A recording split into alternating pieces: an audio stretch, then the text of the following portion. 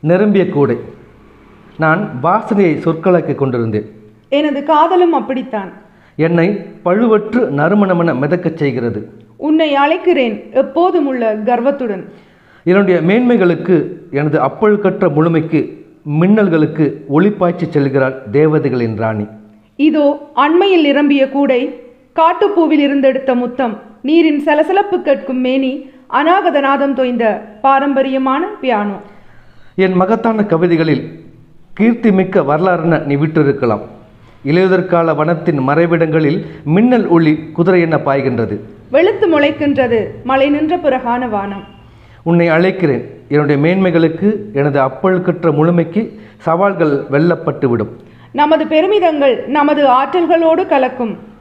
காதல் உரித்துடைய இரு உயிர்களை சொர்க்கத்திற்கு எடுத்துச் செல்லும். உடல் பச்சை வானம் ஆனார்.